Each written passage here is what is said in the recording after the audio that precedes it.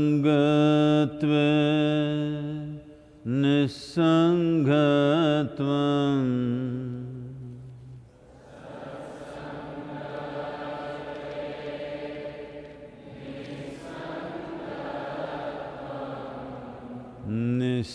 nisangatve nirmohatvam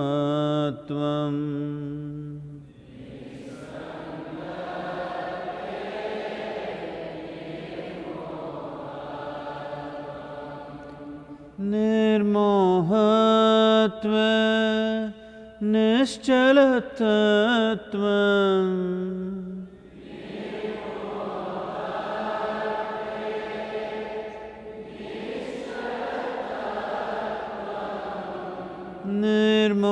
Nirmohatva nischalatatvam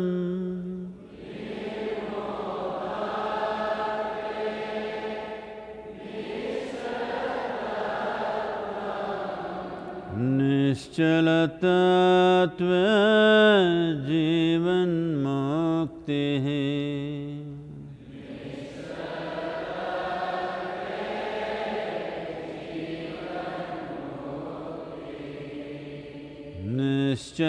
Nischalatatva jivan muktihi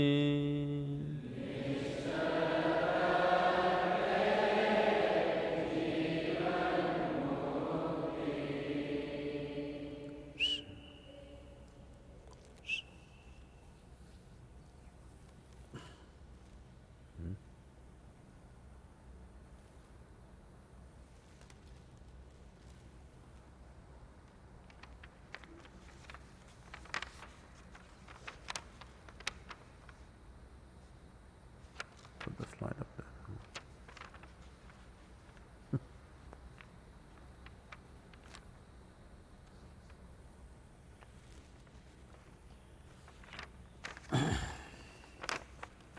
Unintended.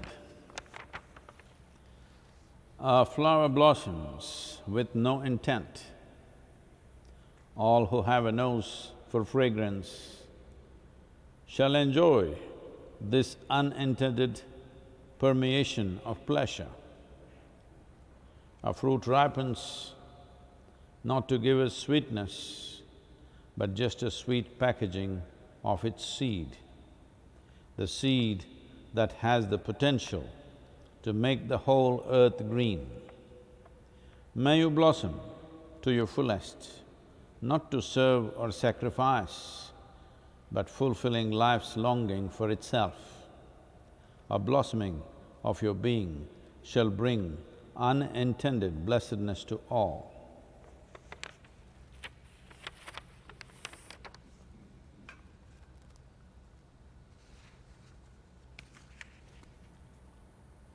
In continuation of the Netflix serial,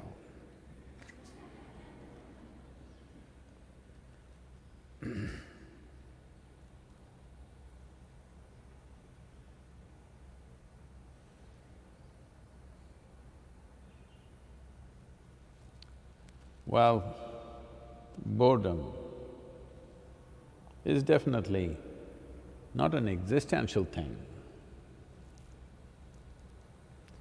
Boredom is a psychological thing. Depends what you're doing in here.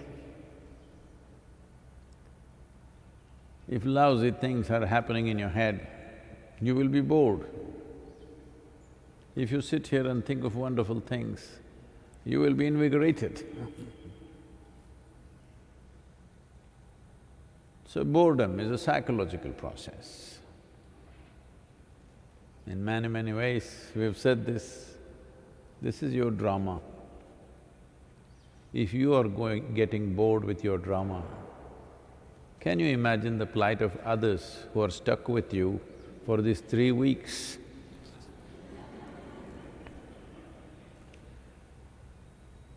Earlier, there were distractions of various kind. These distractions, we called it as work, we called it as shopping, we called it as other social responsibilities. Now, people are stuck with your drama.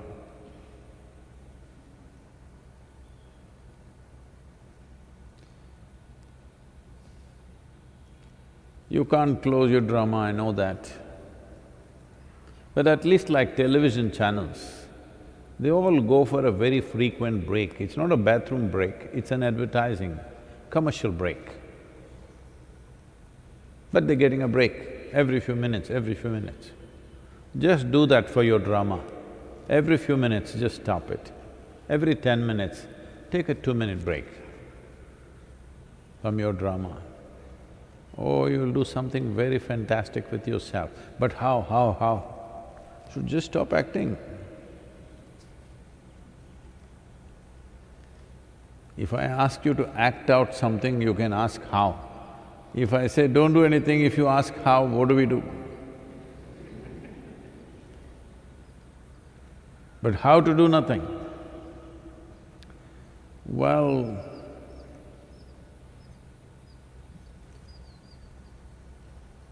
nothing is not a thing, so it cannot be thought as such. Oh, Sadhguru, you're playing with words and teasing us. No. Nothing means simply nothing. How to teach that? Tie your hands and sit. It's not going to work. So doing nothing means just this: you're not engaged in what's happening around you. You withdraw your involvement from what's happening around you. Around includes your physiological and psychological activity. Yes. Both physiological drama and psychological drama is gathered from outside. So that is also around you. just don't participate. Your body says what it says, you simply sit. Your mind says what it says, you simply sit. Not getting involved. Simply not running after some specific thought that you think is good, not trying to avoid something that you think is bad, or not thinking you will put this time to good use and let your thing overwork. No. You cannot think up a new possibility, I want you to know this. You can think up an improvement of what is there. You cannot think up an absolutely new possibility, that's just out of question. It is just that if you are not mired in your own present situation, new possibilities become visible to you. New dimensions of life become visible to you, not because you seek them. How do you seek something that you don't know? If you're not tangled up with your current situations, new possibilities become visible, they're always there. They're not visible right now because you're fully drowned in your own present situations, not even present, past situations for most people. Things that happened 10 years ago, still jing, it's buzzing.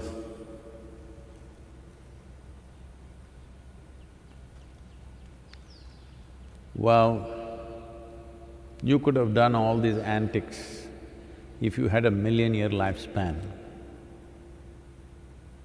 But even if you live a full life, it's still a very brief life. And now this virus, saying it's going to end you in 14 days if you don't take care.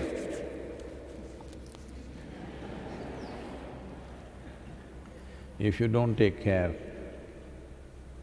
this virus is threatening you in 14 days, we will dispatch you. So it's a very brief life. And it's a very phenomenally sophisticated and complex creation around you. In this, you're getting bored. This is unbelievable. If you pay attention to one leaf,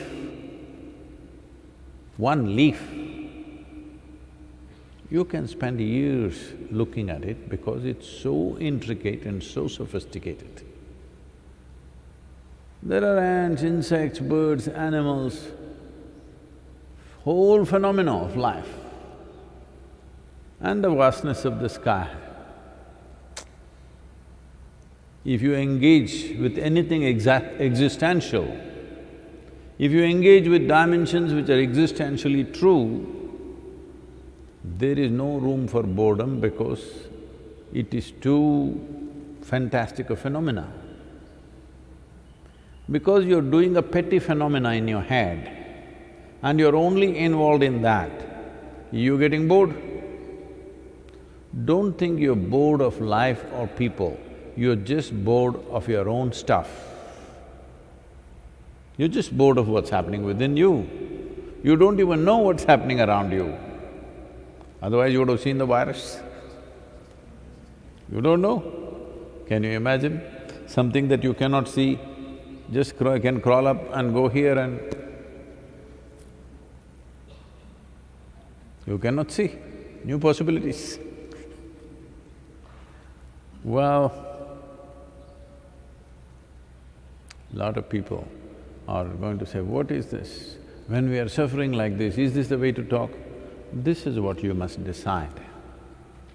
If you're looking for solace, you must go somewhere where they will tell you sweet things.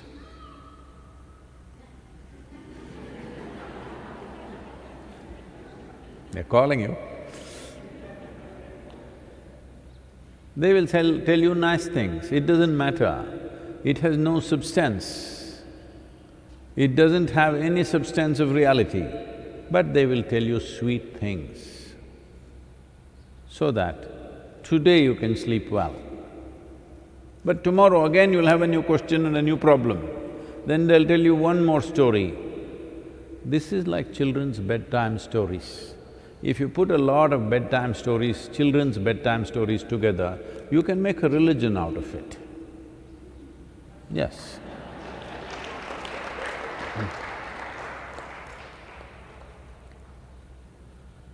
So, you want a solution. If you want a solution, first and foremost thing is to understand what is the nature of the problem and where the hell is it. If you go to your doctor, he will touch you here, here, poke you here, here, here. But what is he trying to do? He's trying to find out where the hell is the problem. This happened. A young lady went to the doctor and told him, "Doctor, my entire body is hurting excruciatingly. Wherever I touch, it hurts." He said, "Really? Tell me, point out, where is it hurting?" She did like this, "Ah!" She did like this, "Ah! Oh! Oh!" The doctor watched this and he said, "Come here." And then he plastered her forefinger and sent her home.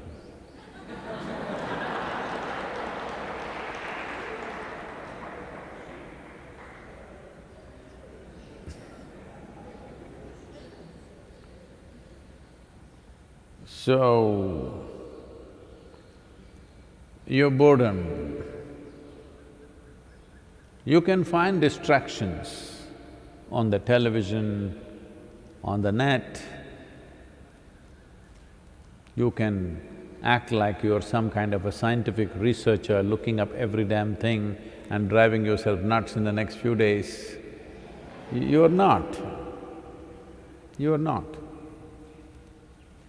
So, or you can read philosophies, you can read scriptures and talk about it doesn't matter, body is just a transient thing, the real thing is Atman, Paramatman, the soul. It'll anyway go and reach its source. But if you sneeze, you get terrified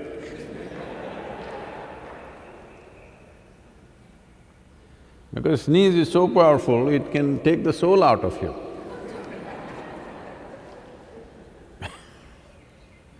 Believe me, in many people's lives, that's the most powerful thing they have done in their life, to sneeze. Now you cannot sneeze. If you sneeze, you'll be captured and locked up for 14 days. You cannot sneeze anymore. But for many people, that is the most powerful thing that they have done in their life.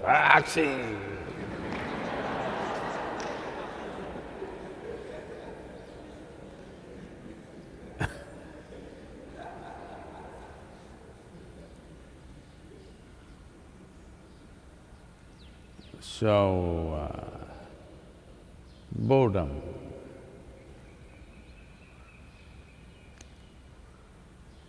Boredom means, in some way, you're seeking death. In some way, you're saying, life is not worth living. That's what boredom is. No, not like that, I was just bored for 10 minutes. Yes, those 10 minutes you're seeking, you need to understand this. This body, this whole mechanism is structured in such a way, well, people will ask, is this scientific, not scientific, it's all right. But this is true. I don't know whether it's scientific or not, because it becomes science only after it is proved in the laboratory. Life doesn't happen in a laboratory unless you're a captured lab rat. Life happens in a different way. It is very important that your consciousness, the way you think, feel and look at life, is the message that is going to the structure. How robust, how integrated, how sensitive and how much of a possibility it is simply depends on moment to moment, what is the kind of message that is going into this. Because this entire thing is running on a certain kind of software and you are the lousy software developer, that in a day you got bored 5 times, 10 minutes each. Those 10 minutes you said, this life is not worth living. Message went all over. And the life that you are, the physical life that you are is getting confused. And one of them may invite the virus. He wants to go, why don't you help? Or something worse than that. A whole lot of people are constantly creating this. There is no one big yes to life. This used to happen when we were doing the 90-day wholeness program. This is the first group of people who have come in 1994 here in the ashram. All we have is a thatch roof shed which is threatening to fly off in the monsoon winds. They don't know who I am. All they know is they're here without knowing why they're here. They didn't make up their mind, they were just drawn here. So they came and sat.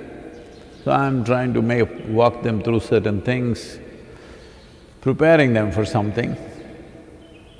So I keep asking, yes or no? Tell me yes or no, clearly. After a few weeks, they said, Sadhguru, it's yes and yes. Don't again ask this. Whatever you say, it's yes and yes. Are these some kind of fanatics or nutcases? No, very intelligent people. But experientially they realized there is no point resisting that which is literally the source of your life. There's no point resisting that. There is no point saying yes and no to life. It's one big yes, it's yes and yes. So when I came one day, there used to be a blackboard on which we used to announce a few things. They wrote, Sadhguru, yes and yes. I said, okay, if it's yes and yes, things are simple. You must become 100% yes to life. When you say, I'm bored, you're a no to life. When you get angry, you're a no to life. You get dejected, you're a no to life. You get depressed, you're a no to life. You get frustrated, you're no to life. Like this, yes, no, yes, no, yes, no, yes, no, it's confused. Now, physiology itself will keep you busy for the rest of your life because it's become a problem. The idea of yoga is to become 100% yes in such a way that you can put this aside. You can put this body and this mental mechanism aside, use them as platforms to look at larger possibilities of life. But right now, yes, no, yes, no, yes, no, yes, no, yes, no, this itself is a lifelong issue. The ways of the body and the nonsense of the mind is keeping people busy for an entire lifetime. This is good time, 3 weeks of sadhana time. This is not boredom time, this is not Netflix time. 1 week, Netflix is over. This is not the time for you to get PhD in virology. You should have gotten it earlier if you were interested, not in 3 weeks. This is a time to become 100% yes to life, because that is the way the possibilities of life will open up for you. Otherwise, yes, no, yes, no, yes, no, life doesn't know whether you want it or not. Because it's taking every message from you, at the end of the day it can't make out what the hell you want. Make it very clear. Make it very clear to everything that is working here that you are 100% yes to life. But I'm bored with my family, Sadhguru. I pity them.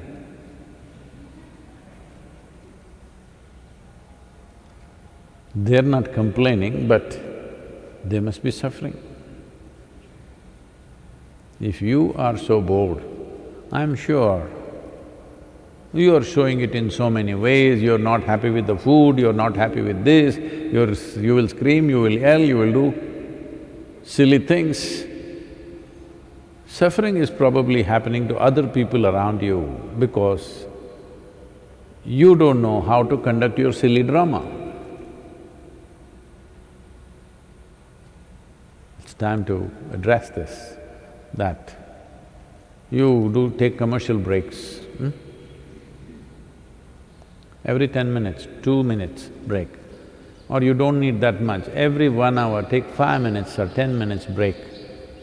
No involvement with anything outside, body, mind, nothing. World can say what it wants. See, whatever you think, the sparrows and the peacocks are saying what they want.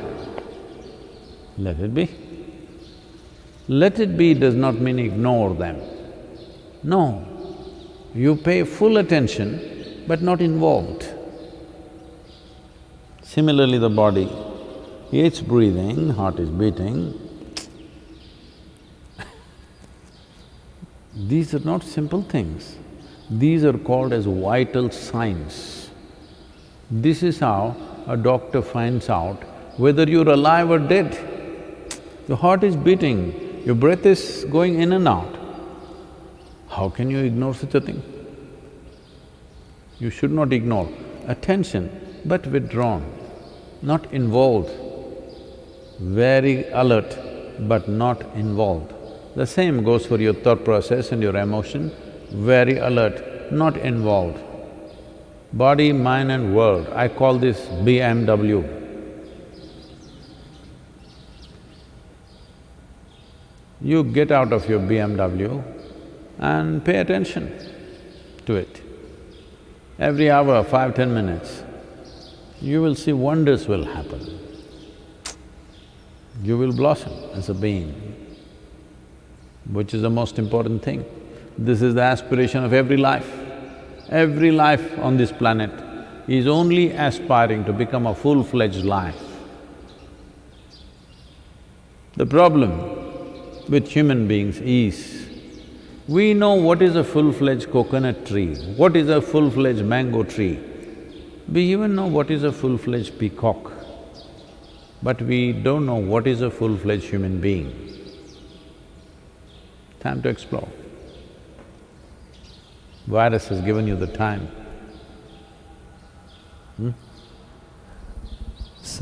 Sadhguru, this question is from Kunal. Namaskaram, Sadhguru. I have started doing the practice which you taught us the other day. I wanted to know what is the significance of the practice. I am feeling really good doing it. I was wondering if I can increase the count.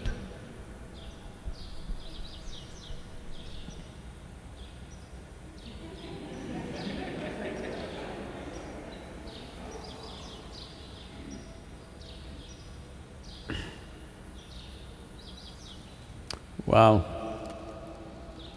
if you raise it to 60, you may lose your mind. If you raise it to 100, 120, you may die. Yes, I'm not joking. I said 21, keep it at that. If 21 is difficult, do 12, that's it. This is like, I gave you a laddu, Sadhguru, it is nice, can I eat 100 a day?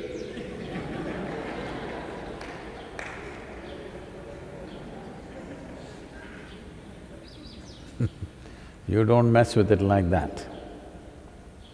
When we create or structure a practice, you must understand that Patanjali Yoga Sutras never prescribed a practice. only the fundamentals, the science of it, but not the technology of it. Technology has to be built. So very appropriately, he called it a sutra. Sutra means a thread. A thread is there. With a thread, you can make a garland of different kinds of flowers. Some will wear it colorful, jazzy garlands, some will wear something subtle, or you can put beads on it, you can put pearls on it, you can put diamonds on it. What will you put if you had a string in your hand? Whatever you got, that's all you can put. So Patanjali left it like this. It's a very supreme intelligence. He just gave the thread and said, every master will add what he's got. So the practice is structured, and always when you structure a practice, it's not just a mechanical thing. You have to breathe life into it. So a certain kind of practice with a certain number of whatever, now it is a package which is alive, it's a living thing. It is not just living here in the air. If you take it into yourself, it will live within you. Because it's like the virus. Virus needs you, it can't just live by itself. It needs your cells to get into and then multiply. By itself, it can't just go on multiply and live in the air. Just like this, the practice is a certain structure. It needs you to live in you. Now you do something else, you're tweaking it to become a demon of some kind. Don't do such things. If something is given to you, somebody reads a book and makes up something, or what is written in the book they teach you, that is different. When a live process is given to you, just stick to it as it is. If I give you an ant with 8 legs, you say, can I put 12 legs on it, or can I take away 4 legs from it? What is that? It's a living thing, you can't do that. That's how it is structured. So, 21 times. If you're finding 21 is too much, it's leaving you little like that, do 12.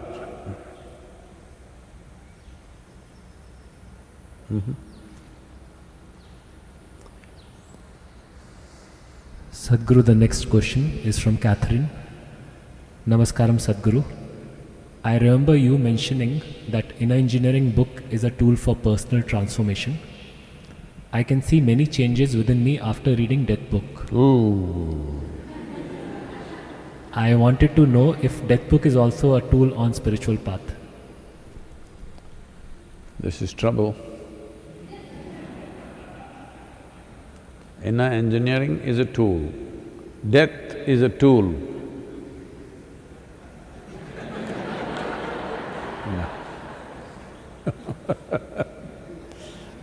Death is not a tool, but the death book has come together to bring an unadulterated understanding of a very important dimension of our life, which is our mortal nature.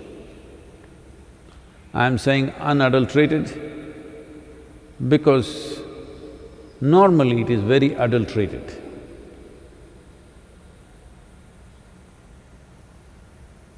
When somebody dies, normally the words used are Daivadhina agivittaru.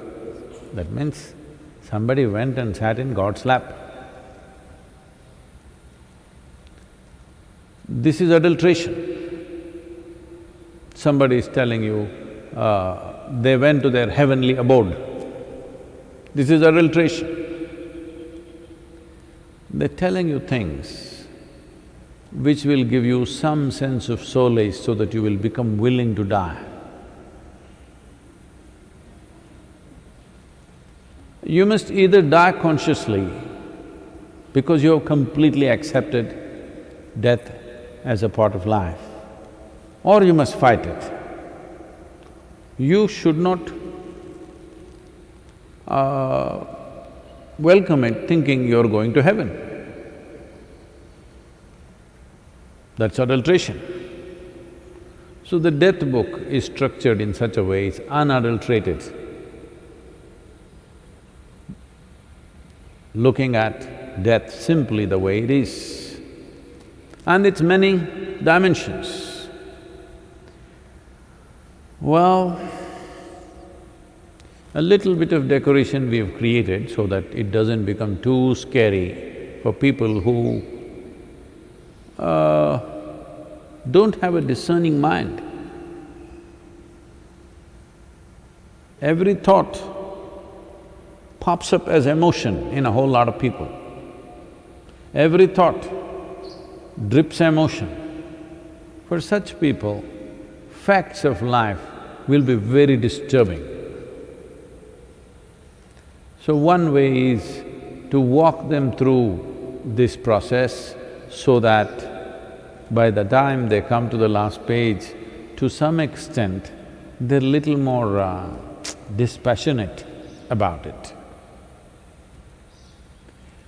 If you think you're going to heaven, you may become passionate about death, which is not good. Passion is for life, dispassion is the way you must handle death. If you become passionate about death, you will go soon. Yes? Whatever you're passionate about, you tend to move in that direction, isn't it? So, it's very important that the death book should be read in the right context. This is a wonderful time to read it because this is a sort of book that you must sit by yourself and read as much as possible in a day. If you read bits and pieces over 30 days, you may not feel what it is. You may pick up a few facts and tips out of it, which is not the way to read it. You must read it as much as possible like in one sitting, so that it goes and sits in you like a lump, and then you slowly digest it. Then you integrate death into part of your life because anyway, you are living death. That's the way to read it. So when would you ever get 2-3 weeks uninterrupted just to sit and read? It's a good time to do it. It's a very good time to do it. Mortality is staring in our face. Unfortunately, in countries like United States, it's crossed 3,000 mortality. Infections, I think, have gone 150,000. Spain is racing. Italy kind of slowed down a bit, I think. But they're telling me once again there are outbreaks in Shanghai. So, in many ways, the entire world's population is right now strongly reminded of their mortal nature. Good time to read the book, the death book, the inside story, only for those who shall die.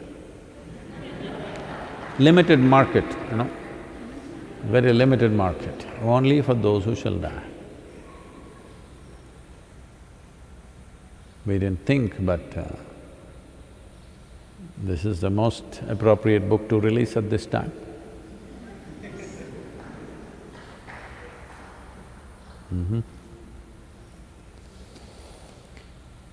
Yoga Yoga Yogeshwaraya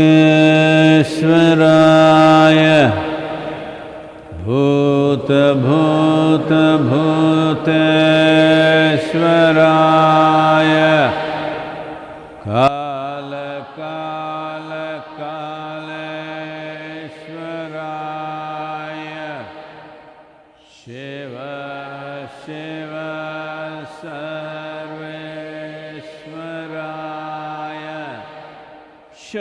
Shambho, Shambho, Maha